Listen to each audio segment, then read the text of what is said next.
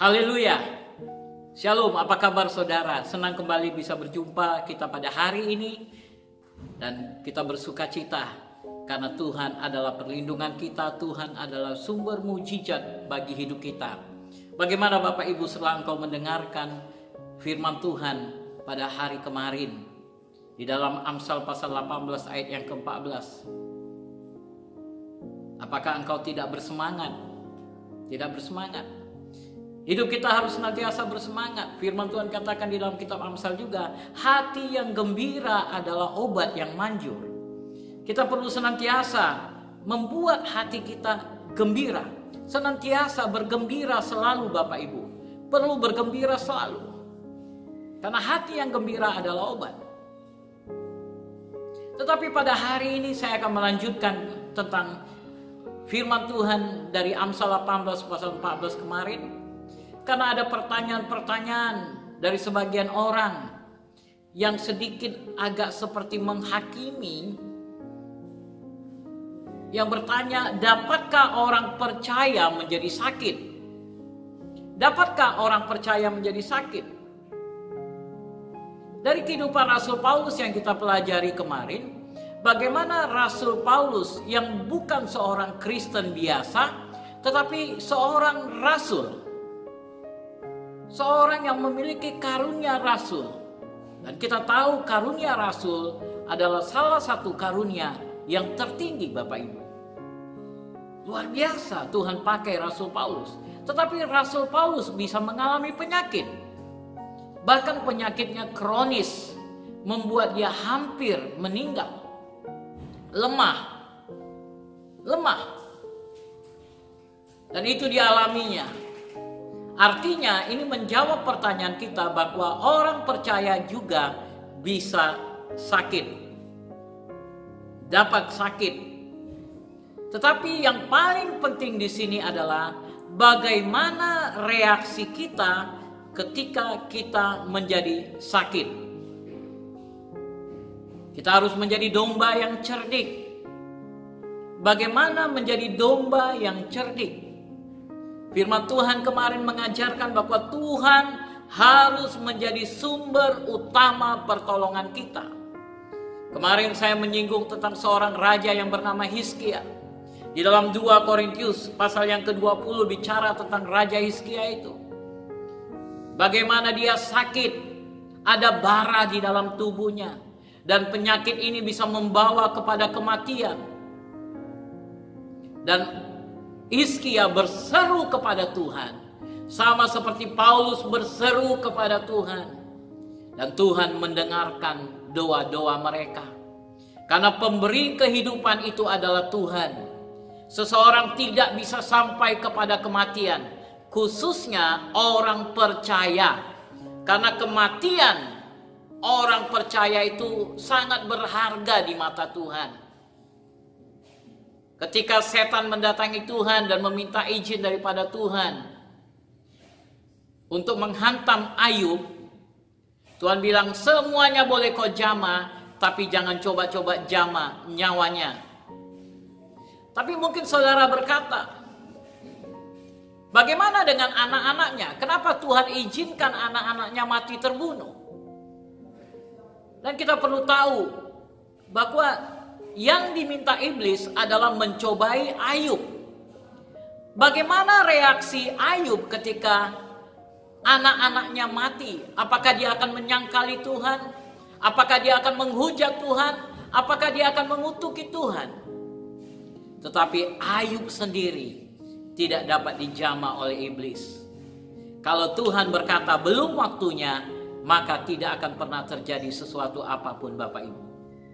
Itu sebabnya kita perlu mencari, berlari kepada yang memiliki kehidupan. Karena Tuhanlah sumber kehidupan kita. Dialah kekuatan kita, Dia pengharapan kita.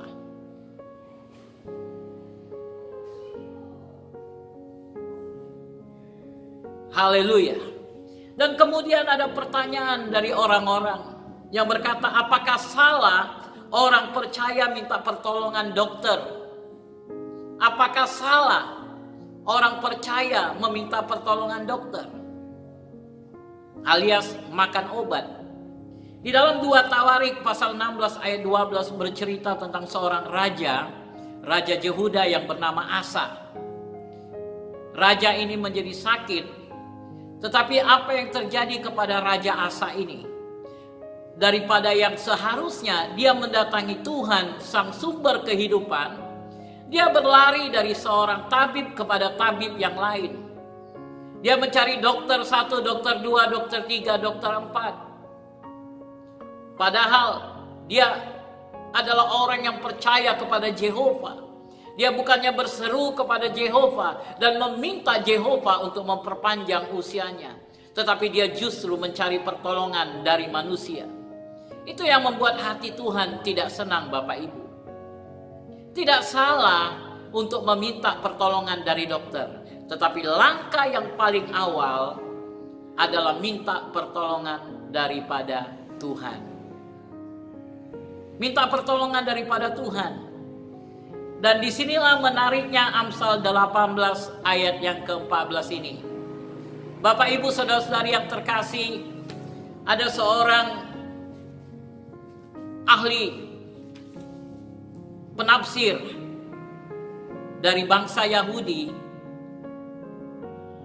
seorang ahli Tarkum yang bernama Jonathan ben Uziel. Jonathan ben Uziel ini hidup di zaman Tuhan Yesus. Pada zaman Tuhan Yesus hidup di muka bumi, di situ juga Jonathan ada. Dan Jonathan ini menafsirkan Amsal 18 ayat 14 tersebut. Itu dia tuliskan dari bahasa Aramik, bahasa yang dipakai sehari-hari pada waktu itu. Dan di situ dari kata penyakit itu, Bapak Ibu, maka kata yang dipakai di situ dalam bahasa Ibrani itu adalah kurhane. Kurhane. Dan kalau dibaca dengan cepat itu seperti corona. Dan terjemahan ini menuliskan tentang penyakit dalam. Penyakit dalam. Sehingga ketika ayat ini dibaca secara utuh berbunyi seperti ini. Seorang yang perkasa atau kuat di dalam Tuhan, ia tidak perlu khawatir akan kesusahan dan sakit penyakit, sebab selalu ada harapan di dalam Tuhan. Sebab selalu ada harapan di dalam Tuhan. Bapak Ibu saudara-saudari yang terkasih di dalam nama Tuhan, yang menariknya lagi, bahwa Amsal ini, Amsal 18 ayat 14 ini, kalau secara ayat pasal dan ayatnya dibacakan di dalam bahasa mereka, maka ayat ini Amsal 18, kata 18 itu berbunyi adalah Yud Ket, sedangkan 14 itu berbunyi Yod Dalet. Dan kedua ayat angka ini kalau disatukan berbunyi Yakit, artinya sebatang kara. Artinya terisolasi. Terisolasi. Ini persis seperti keadaan yang kita alami sekarang ini. Terisolasi, sebatang kara, mengalami kesendirian, sakit yang tidak dapat dilawan oleh orang yang sekalipun punya uang yang banyak, harta yang berlimpah, tinggal di istana, tetapi membuat dia harus mengisolasi diri, menjadi sebatang kara, dan mulai berseru kepada Tuhan. Seperti apa yang dikatakan di dalam Mazmur 25 ayat 16. Berpalinglah kepadaku dan kasihanilah aku, sebab aku sebatang kara. Mazmur 68 ayat yang ke-7 berkata, Allah memberi tempat tinggal kepada orang-orang sebatang kara. Karena kita mulai mengarahkan hidup kita kepada Tuhan. Bapak Ibu saudara-saudari yang terkasih, inilah merupakan kehendak Tuhan. Agar kita mencari Tuhan menjadi nomor 1 di dalam kehidupan kita ketika kita sedang mengalami penyakit. Sekalipun penyakit itu mungkin bisa membawa kita kepada kematian. Tetapi engkau perlu tahu bahwa Tuhanlah sumber kehidupan. Engkau bisa berlari mendapatkan Dia untuk mendapatkan pertolonganmu. Seperti Daud katakan, aku mencari pertolonganku ke gunung-gunung. Dari manakah datangnya pertolonganku? Pertolonganku datangnya dari Tuhan. Itulah yang dikatakan di dalam Amsal 18 ayat 14. Seorang lelaki yang perkasa. Bagaimana kategori lelaki yang perkasa? Yang membangun dirinya di dalam Tuhan. Membangun dirinya di dalam persekutuan dengan Tuhan, mencari wajah Tuhan. Ini dialami oleh Paulus, ini dialami oleh Hizkia, dan dia mendapatkan pertolongan Tuhan pada waktunya. Tetapi selanjutnya, kalau kita belajar dari Hizkia ini di dalam 2 Raja-Raja pasal yang ke-20 ayat yang ke-7, selanjutnya Tuhan berbicara kepada Yesaya untuk menaruhkan kue arah kepada luka baranya, kepada baranya, kepada penyakit. Ada obat yang dilakukan. Ada obat yang dilakukan. Obat tradisional. Dari kue arah, yang jelas mungkin terbuat dari buah arah. Karena di Israel juga mereka memakai obat-obat tradisional. Di dalam firman Tuhan kita lihat di dalam kitab Kejadian. Kitab Kejadian berbicara mengenai balsam. Balsam dari Gilead. Kita tahu bahwa dari dulu sangat terkenal di dalam tradisi orang-orang Israel untuk memakai balsam dari Gilead. Di dalam Kejadian 37 ayat 25, ketika Yusuf dibuang ke sumur, datanglah pedagang-pedagang Ismail, dan dikatakan dalam barang-barang dagangannya itu ada balsam dari Gilead. Balsam dari Gilead di dalam Kejadian 43 ayat 11, ketika Israel, Yakub menyuruh anak-anaknya untuk pergi ke Mesir. Dia memberikan hadiah-hadiah kepada pemimpin di Mesir. Dan salah satu hadiahnya adalah balsam. Balsam merupakan barang dagangan yang sangat laris, yang merupakan alat ampuh, dagangan ampuh bagi orang Israel. Sehingga kalau kita baca Yehezkiel 27 ayat 17, ini juga barang dagangan yang sangat laris untuk dijual kepada Tirus.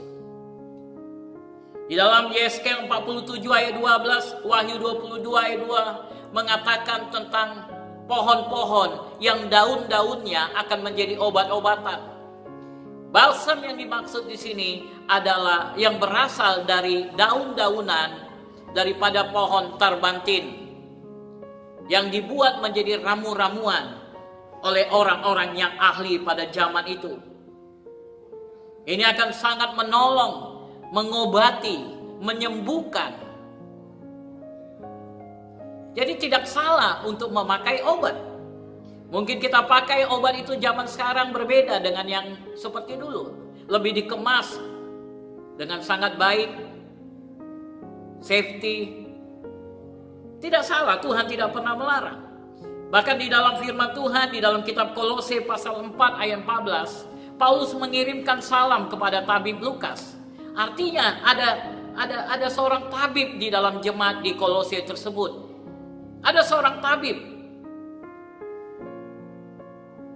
Ada kehadiran seorang dokter di dalam jemaat yang ada di kitab Kolose tersebut. Di dalam Yesaya 38 ayat 21 juga menuliskan tentang obat-obatan dari kue arah. Di dalam Yakobus pasal 5 ayat 14 bicara mengenai minyak zaitun. Di dalam 1 Timotius 5 ayat 23 Rasul Paulus berpesan kepada Timotius, karena Timotius mengalami masalah pencernaan. Minumlah sedikit anggur. Minumlah sedikit anggur yang akan membantu kamu di dalam masalah pencernaan. Anggur yang dimaksud di sini bukanlah anggur alkohol sembarangan yang kita beli, tidak. Tetapi anggur yang benar-benar dari buah anggur yang difermentasikan, yang memiliki nilai yang tinggi, yang sangat mahal. Inilah yang dimaksudkan Bapak Ibu. Inilah yang dimaksudkan oleh firman Tuhan ketika berbicara mengenai rahasia-rahasia kehidupan. Sehingga seorang ahli tafsir yang lain yang bernama Rabbi David Altshuler yang hidup pada abad 18 menerjemahkan ayat ini sebagai berikut. Amsal 18 ayat 14. Pemikiran berhikmat dari seseorang akan dapat mengendalikan penyakit di dalam tubuhnya. Pemikiran berhikmat dari seseorang akan dapat mengendalikan penyakit di dalam tubuhnya, karena semangatnya dapat mengendalikan tubuhnya pada saat ia sakit. Pemikiran berhikmat. Pemikiran berhikmat.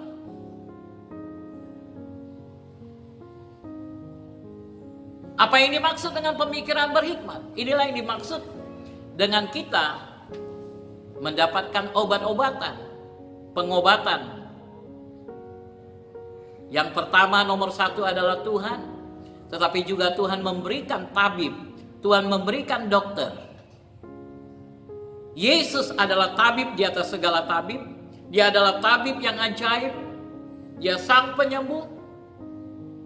Tapi dia juga mempercayakan anak-anaknya dengan hikmat, pengetahuan, urapan Tuhan untuk bisa meramu suatu obat yang bisa membantu kita. Membantu kita. Saya juga sering mengambil ramu-ramuan tradisional dari daun-daunan. Di tempat kita ada orang, ada hamba Tuhan yang pandai menggabungkan dari dedaunan yang ada, yang mengandung obat-obatan, disatukan, ini menjadi obat yang menyembuhkan. Sehingga semua yang menerima obat-obatan itu dengan gampang penyakitnya sembuh, saudara. Tubuhnya menjadi kuat kembali. Dan pemikiran yang berhikmat itu juga membuat kita berpikir dengan baik. Bagaimana menjaga tubuh kita dengan baik. Menjaga tubuh kita dengan baik. Makan makanan yang bergizi. Apa yang harus dimakan, mana yang tidak boleh dimakan. Kita tidak sembarangan melawan dengan begitu saja, melawan arus. Kita harus tahu ketika saya terkena flu, apa yang harus saya lakukan. Haleluya. Bapak, Ibu, saudara-saudari yang terkasih, itu sebabnya pada hari ini saya mau mengajak kita untuk menjadi domba yang cerdik. Domba yang cerdik, yang selalu mengarahkan matanya kepada gembalanya. Gembala yang agung, gembala yang mulia, karena sumber kehidupan kita adalah daripadanya. Dialah sumber kehidupan kita. Sama seperti apa yang dialami oleh Paulus. Dia katakan, bagiku hidup adalah Kristus, kematian menguntungkan. Adalah lebih baik aku pergi kepada Bapa di surga. Tapi mengingat kamu semua, mengingat tugas dan tanggung jawab yang besar yang harus kupikul, membawa kerajaan surga datang di bumi, dan kehendak Tuhan jadi di muka bumi ini seperti di surga. Adalah lebih baik aku tinggal bersama dengan kalian semua. Dan Tuhan menghargai imannya itu. Tuhan memperpanjang usianya. Demikian juga dengan Hizkia. Tuhan menambahkan tahun-tahun umurnya. Dan pada hari ini, kalau Tuhan bisa memberkati Paulus, Tuhan memberkati Hizkia, Tuhan juga bisa memberkati saudara. Jangan kau seperti Asa, Raja Asa, yang mencari pertolongan hanya kepada dunia saja. Tetapi arahkanlah dulu matamu kepada Tuhan. Masa terisolir ini, masa di mana engkau sebatang kara ini, lebih banyaklah engkau pergunakan mencari Tuhan. Lebih banyaklah engkau mencari wajah Tuhan. Kau tidak usah berkeliling ke sana dan kemari. Tapi berikanlah waktumu untuk bersekutu dengan Tuhan. Sekalipun pada saat ini mungkin kau sedang menderita penyakit flu karena cuaca. Mungkin ini menjadi kekhawatiran dalam tubuhmu. Karena engkau merasa udah 2-3 hari demammu naik turun, naik turun, naik turun.